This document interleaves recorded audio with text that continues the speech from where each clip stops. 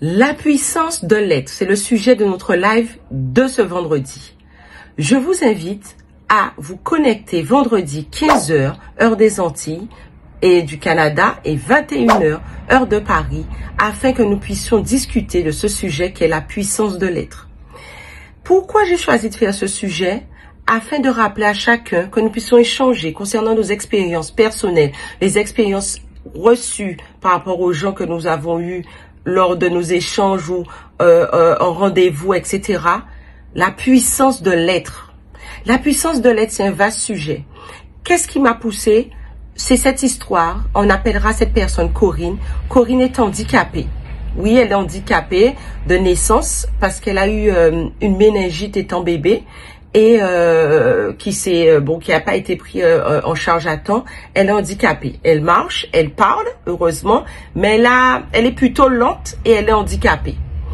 La réussite de la vie de Corinne, c'est-à-dire que Corinne a créé ce que la plupart des gens souhaiteraient.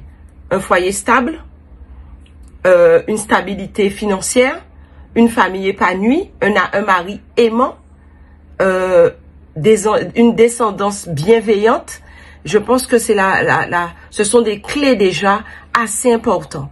Et Corinne étant handicapée, elle a cheminé, elle explique son parcours, comment elle a fait pour se retrouver en France, pour essayer de faire une petite formation. Elle s'est retrouvée à faire du ménage, de ménage en ménage. Elle a commencé à faire de l'accueil, etc.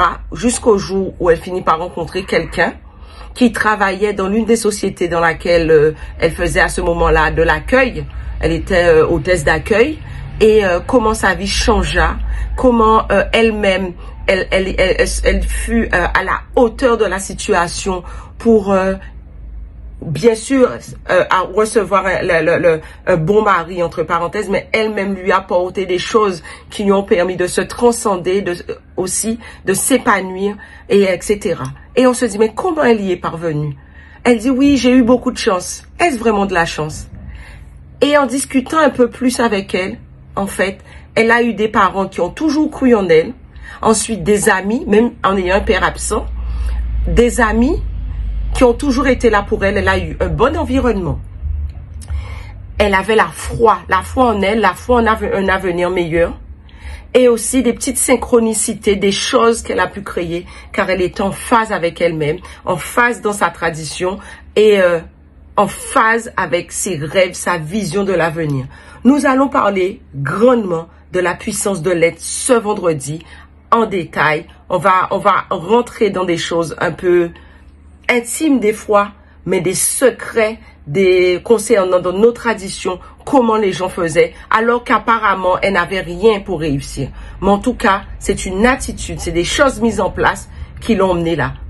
Je vous dis à vendredi et à dans d'autres soleils.